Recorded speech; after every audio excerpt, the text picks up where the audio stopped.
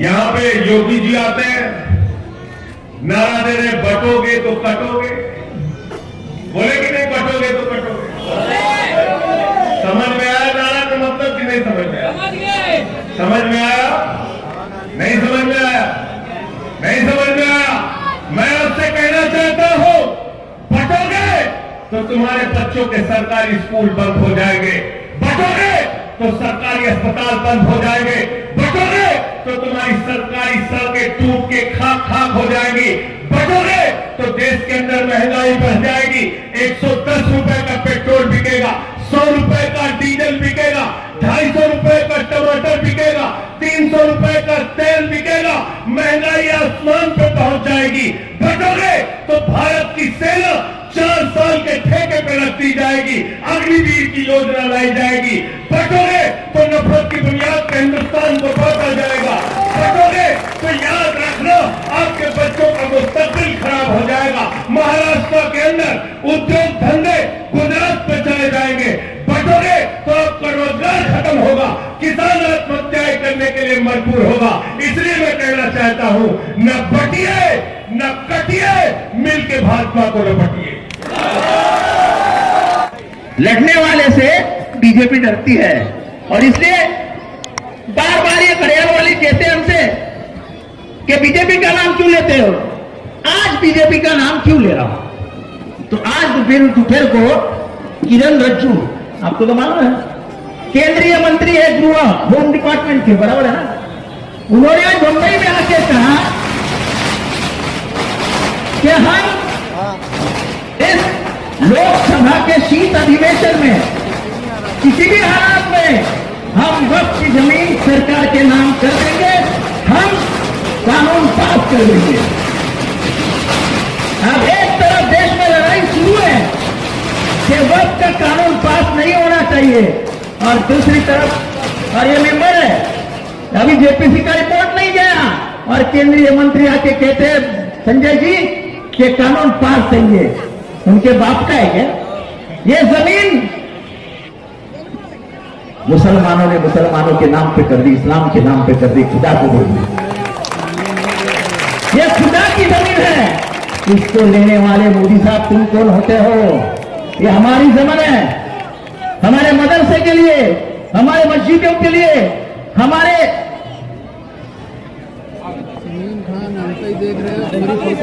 कब्रिस्तान के लिए, आज को ईदगाह के लिए ये वक्त की जमीनों का इस्तेमाल होता है।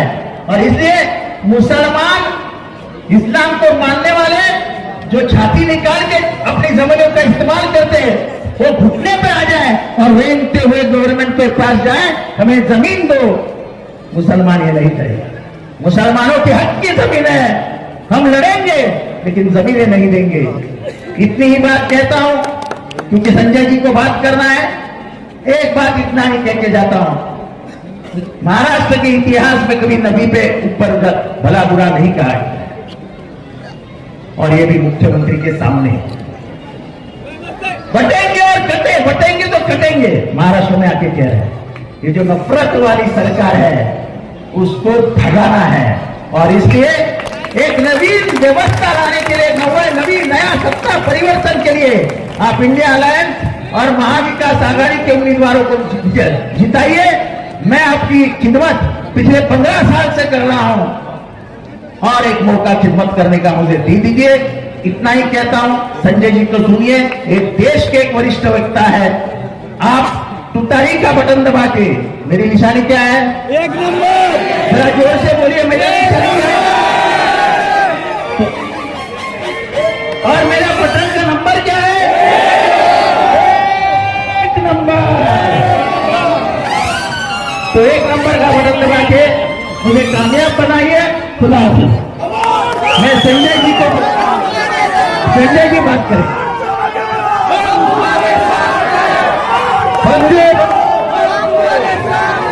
संजय भैया आगे बढ़ो, संजय भैया संघर्ष करो, आगे बढ़ो। हमारे बीच संजय सिंह जी तशरीफ ला चुके हैं। सर, हम आपका मुहर्रत करवा में इस्तकबाल करते हैं और हमारे बीच आप खिताब करेंगे। Thank you. आगे बढ़ो, हमारे साथ हैं। शमीम भाई आगे बढ़ो, हम तुम्हारे साथ हैं। शमीम भाई आगे बढ़ो, हम तुम्हारे साथ हैं। एक बार जोरदार नारा लगाएंगे, इंकलाब जिंदाबाद, इंकलाब जिंदाबाद, इंकलाब जिंदाबाद। मंच पे आसीन आपके लोकप्रिय प्रत्याशी जितेंद्र अवार्ड जी, आम आदमी पार्टी मुंबई के अध्यक्ष प्रीति शर्मा जी, शमीम भाई और इस मुमरा की धरती के बहादुर लोगों, माताओं और बहनों, नौजवान दोस्तों, सानू भाई,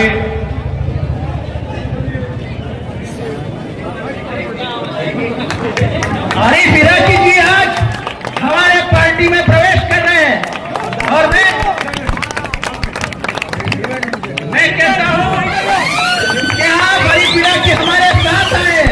पिछली बार हमारी गलती हुई जो आपके बीवी को हमने इधर से ही हराया था, अब इधर से ही इंशाअल्लाह जिताएंगे।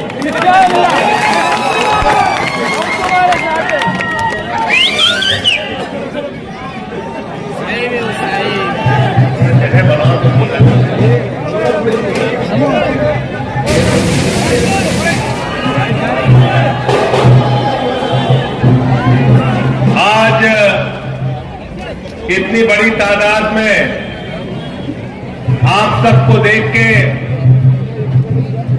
ये यकीन हो गया है, भरोसा हो गया है कि जितेंद्र अवार्ड जी पिछली बार 78,000 वोट से जीते थे, इस बार 1 लाख वोट से जीतने जा रहे हैं। तैयार हो सब लोग? हाथ उठा के बताओ पीछे तक। और मैं दिल्ली से चल के आपके बीच में आया हूं।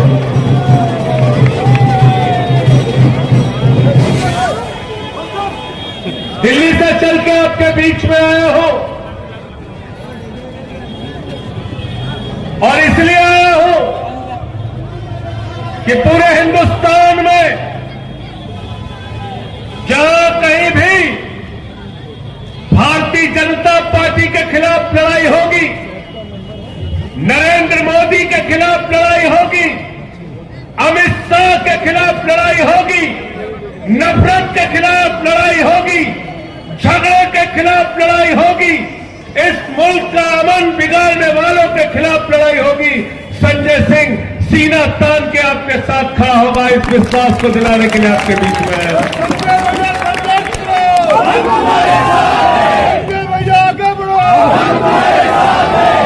मुझे बहुत ताज्जुब है कि देश का कानून मंत्री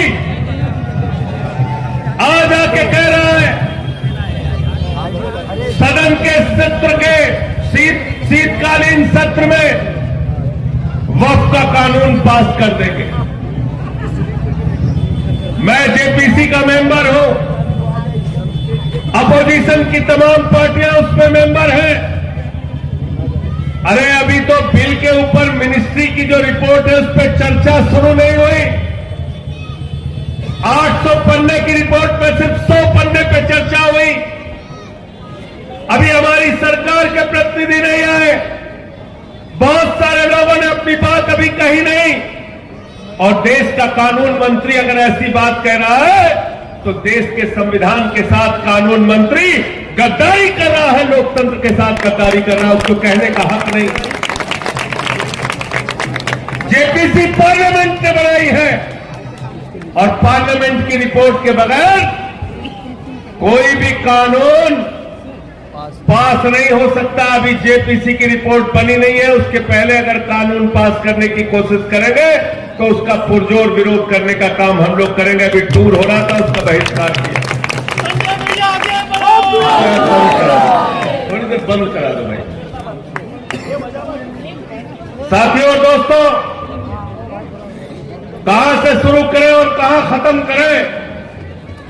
वतन की जो हालत सुनाने लगेंगे तो पत्थर पत्थर भी आंसू बहाने लगेंगे।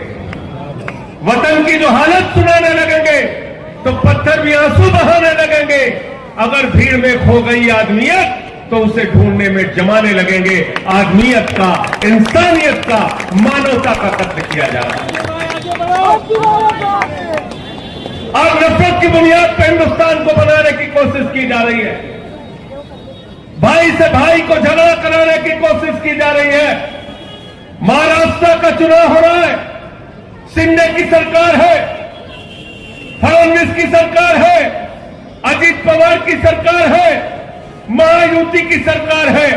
अरे चुनाव के प्रचार में जाते हो तो बताओ हमारे बच्चों के लिए कितना स्कूल बनाया, बताओ हमारे बच्चों के लिए कितना अस्पताल बनाया, बताओ हमारे लिए कितनी सड़कें बनाई, बताओ हमारे लिए कितने उद्योग लगाए, बताओ हमारे लिए कितना रोजगार दिया, बताओ हमारे लिए कितनी महंगाई कम की, बताओ मुंबई और महाराष्ट्र की क्या तरक्की की। अरे बेईमानो, मुद्दों की बात नहीं करते हो, फालतू की बात करते हो। बटोगे कटोगे, बटोगे कटोगे, ये सब नारे में अब मुमरा और मुंबई की जनता फंसने वाली नहीं है। हम सब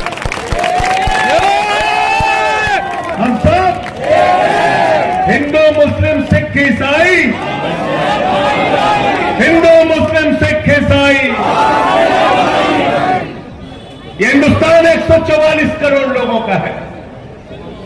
भारत का प्रधानमंत्री भाषण देता है यहां महाराष्ट्र में आके, कहता है एक रहोगे तो सेफ रहोगे। मैंने कहा मोदी जी 10 साल से तुम घास छील रहे हो क्या भाई? अगर 10 साल के बाद भी हम सेफ नहीं है तो अपने प्रधानमंत्री के पद से इस्तीफा दे दो, तुमको प्रधानमंत्री रहने का अधिकार देंगे। गलत तो नहीं कह रहा हूं? गलत तो नहीं कह रहा हूं? अरे 10 साल हो गए तुमको और 10 साल के बाद भी अगर हम सेफ नहीं है तो प्रधानमंत्री यहां का घास छिल रहा है, उसको इस्तीफा देके बैठ जाना चाहिए, उसको प्रधानमंत्री रहने का अधिकार। मुद्दे की बात नहीं करते। हम दिल्ली में चुनाव लड़ते हैं अरविंद केजरीवाल जी के नेतृत्व में, हम बताते हैं हमने इतने स्कूल बनाए, इतने अस्पताल बनाए, बिजली फ्री किया, पानी फ्री किया। यहां पे योगी जी आते हैं, नारा दे रहे बटोगे तो कटोगे। बोले कि नहीं बटोगे तो कटोगे? समझ में आया नारा का मतलब कि नहीं समझ में आया? समझ गए। समझ में आया? नहीं समझ में आया? नहीं समझ में आया? मैं आपसे कहना चाहता हूं, बटोगे तो तुम्हारे बच्चों के सरकारी स्कूल बंद हो जाएंगे, बटोगे तो सरकारी अस्पताल बंद हो जाएंगे, बटोगे तो तुम्हारी सरकारी सड़कें टूट के खाक खाक हो जाएंगी, बटोगे तो देश के अंदर महंगाई बढ़ जाएगी। 110 रुपए का पेट्रोल बिकेगा, 100 रुपए का डीजल बिकेगा, 250 रुपए का टमाटर बिकेगा, 300 रुपए का तेल बिकेगा, महंगाई आसमान पे पहुंच जाएगी। बटोगे तो भारत की सेना 4 साल के ठेके पे रख दी जाएगी, अग्निवीर की योजना लाई जाएगी। बटोगे तो नफरत की बुनियाद पर हिंदुस्तान को बांटा जाएगा।